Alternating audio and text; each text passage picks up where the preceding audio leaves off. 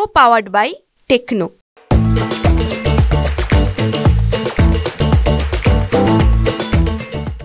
आम्ही तुम्हाला सांगितले की दसऱ्यापर्यंत आम्ही पहिली यादी त्याला जाहीर करू आणि ते मोठ्या संख्येनं राहील आणि लवकरच आता उद्या जवळपास खूप सारी क्लिअरिटी आम्हाला येईल आणि आज सकारात्मक चर्चा त्यामध्ये झालेली आहे.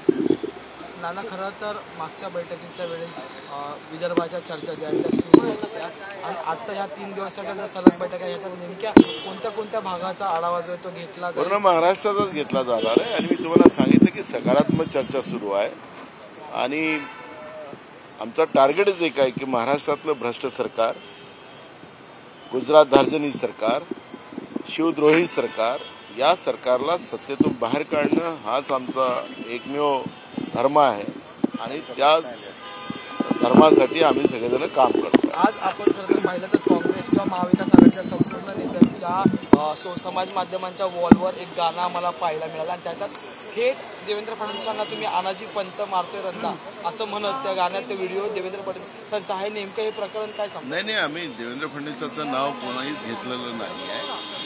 अनाजी पंत जे आहे ज्या पद्धतीनं महाराष्ट्रावर त्यावेळेस रंदा फिरत होते त्या पद्धतीचं गाणं आहे. देवेंद्र फडणवीसाला थोडी लागतं ते गाणं. लागत असेल तर मग ते त्यांचा प्रश्न आहे. त्यामुळे त्याचा अर्थाचा अनर्थ आपण करू नका. पण जी लोक तशी वागत असतील त्यांना ते लागेल.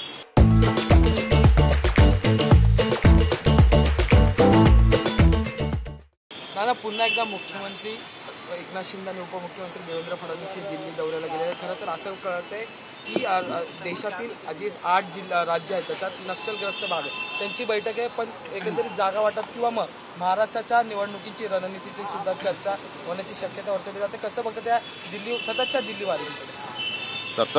दिल्ली वाऱ्या राज्याच्या सरकारच्या होतात आहेत. रात्री बेरात्री राज्याचे मुख्यमंत्री उपमुख्यमंत्री दिल्लीलाच जातात अशी चर्चा आहे आणि ते तुमच्याही माध्यमातून आम्ही ऐकतोय आणि पाहतोय. त्यामुळे आता नेमकं ते आज कशासाठी गेले त्याच्यावरची चर्चा या ठिकाणी करण्यापेक्षा मला असं वाटतं की महाराष्ट्रातली जी आर्थिक स्थिती आज आहे, गेल्या बुधवारी राज्य सरकारला 30,000 कोटीचा ओव्हरड्राफ्ट कर्मचाऱ्यांचे पगार आणि योजना चालवण्यासाठी घ्यावे लागलेत. ते खऱ्या अर्थानं महाराष्ट्रासाठी म्हणजे सगळ्यात जास्त क्लेशदायक आहे. राज्यातलं सरकार कर्ज काढून दिवाळी साजरी करत असेल तर महाराष्ट्राचा दिवाळा या सरकारने काढलेला आहे हे त्याच्यातून पाहायला मिळतं. आणि म्हणून केंद्राला रिझर्व्ह बँकेकडे काही शिफारसी कराव्यात त्यासाठी गेले असतील. कारण की आता या सरकारने कटोरा घेऊन फिरायचंच काम सुरू केलेलं आहे. बँका यांना कर्ज द्यायला तयार नाही अशी परिस्थिती आहे. आणि अशा या परिस्थितीमध्ये दिल्लीला नेमकं कशासाठी गेले त्याच्यावरचे आज आम्हाला काही चर्चा करायचं काही कारण नाही. कंत्राटदारांचे 40,000 कोटी रुपये थकवलेत या सरकारनं आणि त्यामुळेच आंदोलन उद्या कंत्राटदार करतात. अहो, हे सरकार जिथं जातं तिथंच उदारी करून ठेवतं. दावोसला गेलेत तिथं उदारी करून आलेत आणि दावोसनी या सरकारला राज्य सरकारला नोटीस पाठवलं. हे तर महाराष्ट्राची बदनामी आहे. बरोबर आहे ना? तुमच्याच माध्यमातून आलेलं आहे. आता विदेशात गेले तिथं उदारी केली. राज्याच्या खुर्चीवर असंविधानिक सरकार, खोक्याचं सरकार बसल्यानंतर राज्य कर्जबाजारी करून ठेवलं आणि राज्यामध्ये महागाई वाढवून ठेवली. त्याच्यामुळे कॉन्ट्रॅक्टरचे पैसे असतील किंवा आणि कॉन्ट्रॅक्टर तर हक्कानं मागतील ना, कारण की मोठ्या प्रमाणात कॉन्ट्रॅक्टरकडून कमिशन या सरकारने खाल्लेलं आहे. सरकार कमिशनखोर आहे. आता बिचाऱ्या कॉन्ट्रॅक्टरचे पैसेही गेलेत आणि बिलही नाही अशी परिस्थिती आज महाराष्ट्रामध्ये आहे. त्यामुळे या कमिशनखोर सरकारची ही हालत आहे. त्यांनी महाराष्ट्राला खऱ्या अर्थानं कायम बदनाम करण्याचं काम या राज्याच्या एकनाथ शिंदे आणि फडणवीस भाजपच्या सरकारने केलं आहे. 2019लाच उद्धव ठाकरेंना भाजपकडून 2.5 वर्षाचा मुख्यमंत्री पदाची ऑफर होती, तरी ते काँग्रेस आणि राष्ट्रवादी काँग्रेससोबत गेले. आम्हाला भूतकाळात जायचं नाही आहे. आज जी काही महाराष्ट्राची अवस्था औदास्या या लोकांनी करून ठेवलेली आहे तो उभा महाराष्ट्र बघतोय. ज्या महाराष्ट्राची गरिमा पूर्ण देशात नव्हतं जगात होती ती संपुष्टात आणण्याचं काम या लोकांनी केलेलं आहे. हे कर्जबाजारी या महाराष्ट्राला करून ठेवलेलं आहे. कमिशनखोरीमध्ये हे लोक अग्रेसर आहेत, भ्रष्टाचारामध्ये हे लोक अग्रेसर आहेत. या वर्तमानामध्ये ही चर्चा झाली पाहिजे आणि महाराष्ट्र वाचवणं हे महाराष्ट्राच्या जनतेची आता जबाबदारी आहे. आणि त्याच्यामुळे उधारी करून हे लोक ज्या पद्धतीनं एखादी योजना हातात घ्यायची आणि त्या योजनेलाच प्रमोशन करण्यासाठी गावागावामध्ये फिरणं, या सरकारचं जे काम चाललेलं आहे हे खऱ्या अर्थानं क्लेशदायक आहे. निराधार लोकांचे गेले 6 महिन्यापासून पैसे दिले नाहीत. विधवा असतील, अपंग असतील, शेतकऱ्यांचे पैसे अजूनपर्यंत मिळाले नाहीत. बेरोजगारांची जी परिस्थिती आहे, मुलांच्या स्कॉलरशिपचे पैसे मिळाले नाहीत. ओबीसी असतील, एनटी व्हीजेंटी असतील, आदिवासी असतील, शेड्यूल कास्ट असतील, या मुलांच्या स्कॉलरशिप या लोकांनी दिलेल्या नाही. त्यामुळे ही जी काही परिस्थिती महाराष्ट्रात निर्माण केली आणि महागाई तर इतके झपाट्यानं वाढवतात आहे. म्हणजे आज 100 रुपयाचा स्टॅम्प मिळणार नाही, 50 रुपयाचा स्टॅम्प मिळणार नाही, सरळ 500 रुपयाचा स्टॅम्प घ्यावा लागणार आहे. किराणा सामानामध्ये मोठ्या प्रमाणात वाढ झालेली आहे. सणासुदीचे दिवस आहेत आणि या सणासुदीच्या दिवसात सर्वसामान्य आता हे सण साजरेच करू नये एवढी महागाई या लोकांनी वाढवलेली आहे. त्याच्यामुळे ही महाराष्ट्राला कलंकित करणारी सरकार आणि या सरकारलाच सत्तेतून बाहेर काढणं हीच महाराष्ट्राच्या जनतेने निर्णय केलेला आहे. नाना अब्दुल सत्तार यांनी साडी वाटप जे आहे ते महिलांसाठी केलेलं आहे. यावरती वक्तव्य करताना रावसाहेब दानवे असं म्हणतात की बायका आमच्या आहेत तर यांना साडी वाटण्याचा अधिकार, असे एक वक्तव्य त्यांनी केले. महिलांनी होळी केली, त्याची होळी केली, जाळल्यात साड्या. बायका त्यांच्या यांना आणि अधिकार. सत्तार साड्या वाटतो असं ते दानवे साहेब म्हणतात, असं रावसाहेब दानवे. आता बायका मला हे त्यांचं आता काय कोणत्या भाषेत ते बोलले म्हणजे काय कळायलाच कारण नाही. कारण की भाजप काही बोलू शकतं. हे आता ही जी भाषा आहे हे आता ते दानवेंनाच माहिती असेल काय बोलले ते, कोणाच्या बायका काय थाड्या कोणाच्या.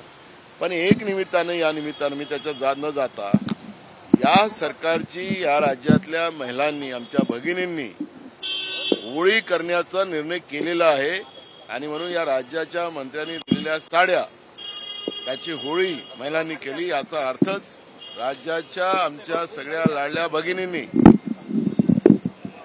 निर्णय केलेला आहे की या सरकारची येणाऱ्या निवडणुकीमध्ये होळी करण्याचा निर्णय केला. तो संदेश या निमित्तानं त्यांनी दिलेला आहे.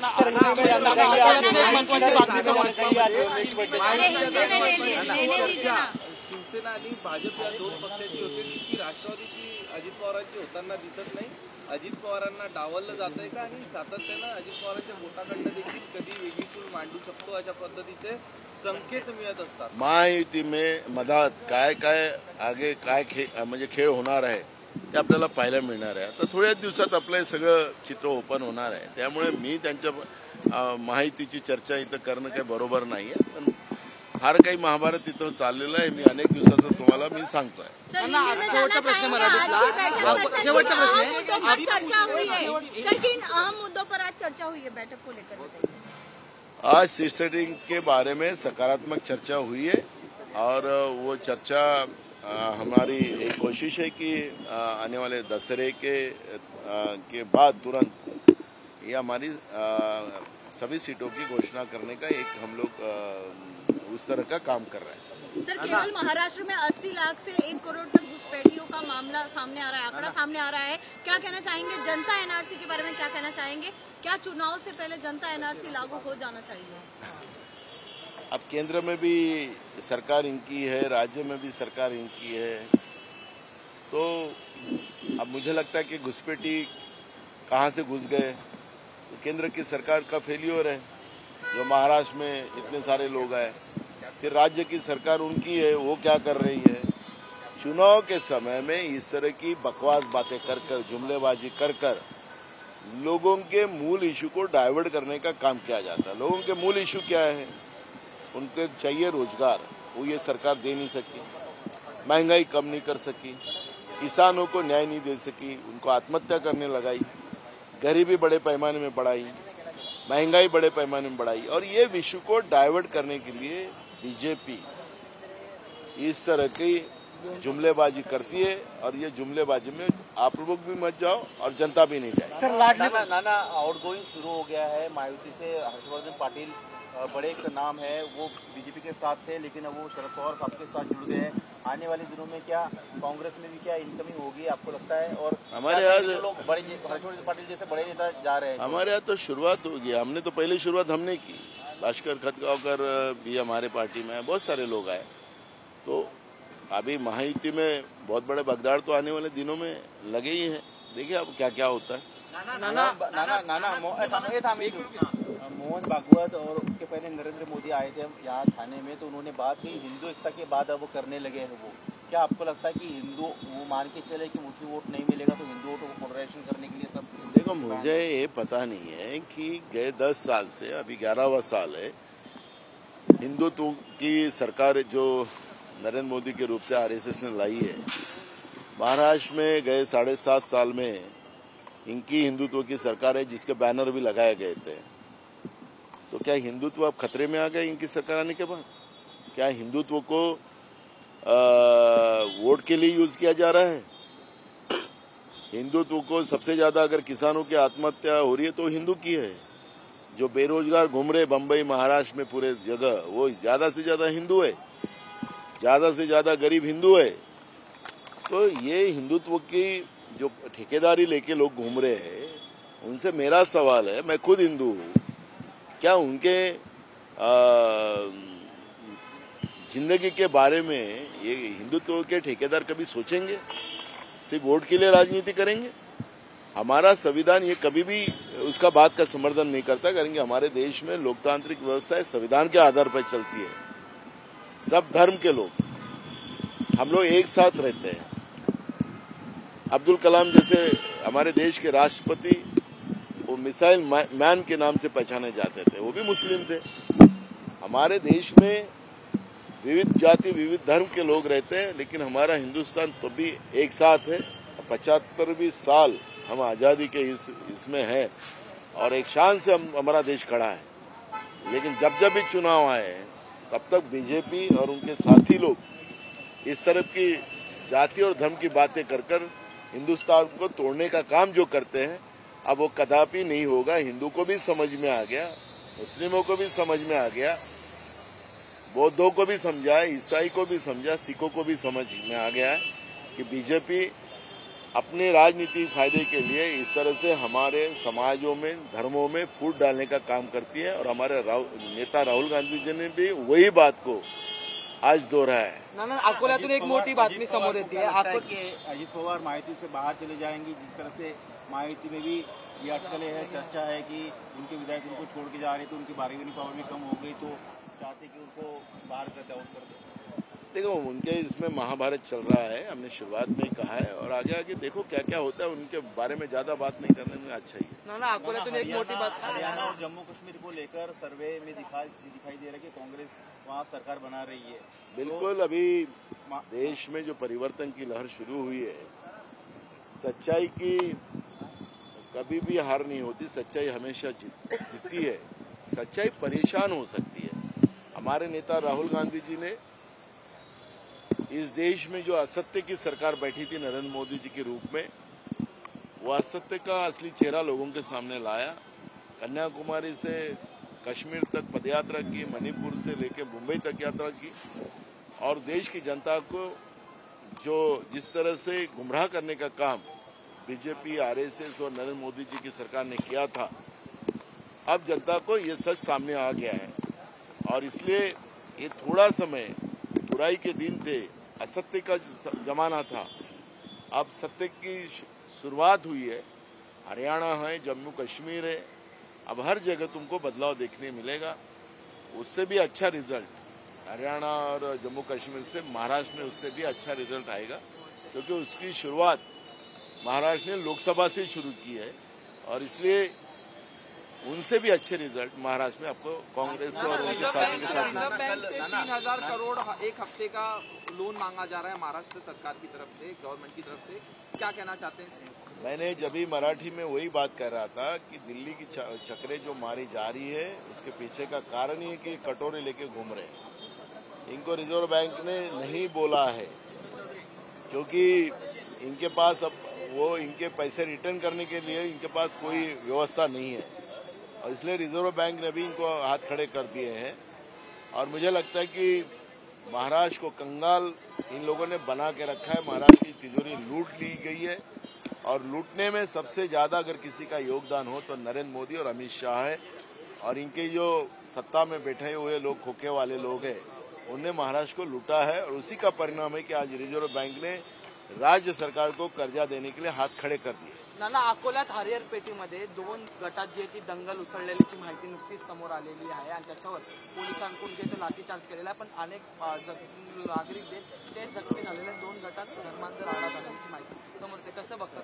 हे महाराष्ट्रामध्ये चालत राहणार आहे। जिथं मुस्लिम लोक, हिंदू लोक भाईचाऱ्याने राहतात त्या भागामध्ये जाणून बुजून सत्तेमध्ये बसलेली व्यवस्था, धर्मांध व्यवस्था हे पाप करणार आहे। मी तुम्हाला सांगतो, अकोल्यात हा प्रकार करण्याचा प्रयत्न पहिलेही झाला, नाशिकमध्ये झाला, अमरावतीमध्ये झाला, पण आता हिंदू मुसलमानांनी निर्णय घेतलेला आहे की या भाजपच्या षडयंत्रामध्ये फसायचं नाही आणि हे जाणून बुजून निवडणुकीच्या तोंडावर हे पाप केलं जातं। उद्या पुन्हा एकदा राज्यमंत्रिमंडळाची बैठक जी आहे ती उद्या पुन्हा कॅबिनेट बैठक जी आहे ती बोलवण्यात आलेली आहे। मागच्या आठवड्यात एकाच आठवड्यात 2 वेळा बैठका घेतल्या, त्याच्यानंतर आता 3 दिवसानंतर पुन्हा एकदा निर्णयांचा धडाका पाहायला मिळतोय। 50-50 अरे ज्याच्याजवळ पैसेच नाही, पैशासाठी कटोरे घेऊन फिरतात आहेत। रिझर्व्ह बँकेने हात वर्त केलेला आहे। ते कॅबिनेटमध्ये मागासवर्गीयांसाठी, अनेक जातीसाठी महामंडळ जाहीर करतात आहेत, बिना पैशाने महामंडळ जाहीर करतात आहेत। हे खोटे जे जुमले आता लोकांना देतात, हे जुमले लोकांना कळतात आहेत। त्याच्यामुळे मेगा जे निर्णय घेतले जातात आहेत त्या निर्णयामध्ये काही निर्णय असे असतात की यांना बँका पैसे द्यायला तयार नाही, म्हणून महाराष्ट्राच्या प्रॉपर्ट्या, मग समुद्रामधल्या प्रॉपर्ट्या या विकल्या जातात आहेत आणि त्यांच्या मित्रांना नरेंद्र मोदीच्या त्या दिल्या जातात आहेत।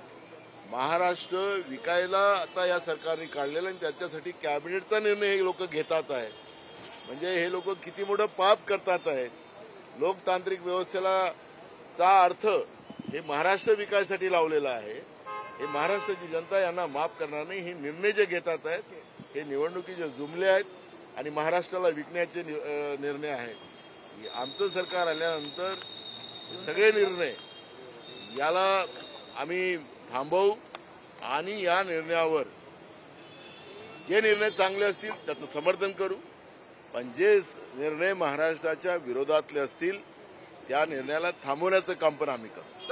सरकार की तरफ से कहा जा रहा है कि फॉरेन डायरेक्ट इन्वेस्टमेंट में महाराष्ट्र नंबर 1 पे है, इस तरह से कहा जा रहा है। आप क्या कहना चाहते हैं? आप इस तरह से बातें कर रहे हैं कि उनके पास पैसे नहीं। अरे झूठ के ऊपर क्या, इनका सुबह हुआ कि झूठ, रात को आया तो झूठ, क्योंकि इनके आका जो दिल्ली में बैठे मोदी जी, वो 2014 से अभी तक जब भी महाराष्ट्र में आए, देश में भी तो वो वही काम करते हैं, लेकिन महाराष्ट्र में जब भी आए तो झूठ के सिवा कुछ नहीं बोले। तो ये जो उनके नीचे के लोग बैठे हैं वो भी झूठ ही बोलेंगे। फिर महाराष्ट्र में बेरोजगारी कैसी बढ़ी? अगर इन्वेस्टमेंट बड़े पैमाने में महाराष्ट्र में बड़े पैमाने हुआ है, उद्योग शुरू हुए हैं, तो फिर उतना ही बेरोजगारी कम होना चाहिए था। महाराष्ट्र में बेरोजगारी के आंकड़े बढ़ते जा रहे हैं। तो सरकार किस आधार पे कह रहे कि हम देश में नहीं दुनिया में, बोलो ना उनको, दुनिया में भी बोल देंगे ये कि दुनिया में हम 1 नंबर इन्वेस्टमेंट करने का महाराष्ट्र है। ये झूठ बोल रहे, यहाँ से उद्योग जा रहे हैं और ये अपनी झूठ कितने दिन बोलेंगे? एक झूठ बोलने के लिए 100 झूठ बोलने पड़ता है और ये सरकार वही काम कर रही है, इसलिए इनके झूठ में आप भी मत जाइए। पिछली सरकार की वजह से इंफ्रास्ट्रक्चर के जो प्रोजेक्ट थे वो रुके हुए थे। मेट्रो लाइन 3 अभी शुरू हुई है, कोस्टल रोड शुरू हुआ है, अटल सेतु शुरू हुआ है। बोले पिछली सरकार ने ये काम रोक के रखा था, क्या कहना चाहिए? देखो, हमने महाराष्ट्र पे कर्जा नहीं बढ़ाया, हमारी जितनी चादर थी उतने ही हम पैर फैलाते थे, क्योंकि महाराष्ट्र की जनता को हम महंगाई के अंगार में डालना नहीं चाहते। इनकी आज जब स्थिति है, सब कर्जा लेके कमीशन खाने का काम ये लोग कर रहे हैं। जो अटल सेतु की बात करते हैं उसको अभी क्रैक चले गए, जो हमने दिखाया। तो ये भ्रष्टाचार, जैसे समृद्धि मार्ग है उसमें भ्रष्टाचार, उसको क्रैक आ गई। महाराष्ट्र में ये डेवलपमेंट की बात करते हैं, कर्जा लाके इन लोगों ने काम किया है, तो महाराष्ट्र में गड्ढे क्यों हैं? रास्ते अभी गड्ढे के स्वरूप लेके, बम्बई में गड्ढे हैं, तो इनने पैसा कहाँ खर्चा किया है? ये अब ब्रिज की बात करते हैं, इसमें कर्जा कितना लिया वो तो लोगों को बताया है, और लोगों को महंगाई की जो आग में डाले हैं उसका जवाब क्यों नहीं देते हैं? किसकी कौन से विकास की बात करते हैं? लोगों को महंगाई के अंगार में डालकर ये खुद की विकास की बात करते हैं। कितना कमीशन खाया इन लोगों ने बात करना चाहिए ना। झूठ के सिवा कुछ नहीं है और कमीशन खोरी के सिवा कुछ नहीं है, और इसलिए विकास की जो अपनी महिमा खुद उसका पार्ट ये पढ़ रहे, ये लोगों को समझ में आ गया।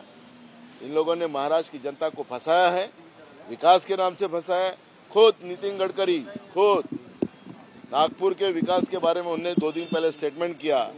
उन्होंने बोला कि सरकार के वजह से नागपुर का विकास नहीं हो सका, गलत विकास हुआ है, कमीशन का विकास हुआ है, और इसलिए नागपुर पूरा बर्बाद हो गया, एक बारिश में नागपुर पूरा डूबता है। ये खुद नितिन गडकरी बोल रहे, उन्हीं के वरिष्ठ नेता केंद्र में मंत्री रहने वाले नितिन गडकरी बोल रहे हैं, हम नहीं बोल रहे, उन्हीं के पार्टी के वरिष्ठ नेता बोल रहे हैं। तो ये विकास की बात कर रहे ना, इस तरह से चलो थैंक यू। एक के बाद एक डिसीजन ले रही है, आप कह रहे कि आपकी सरकार आएगी तो ये जो लॉलीपॉप डिसीजन है उसको आप बिल्कुल, जो राज्य के हित के होंगे वो हम रोकेंगे, जो राज्य के हित के होंगे उसको बिल्कुल सपोर्ट करेंगे। Thank you. को पावर्ड बाय टेक्नो।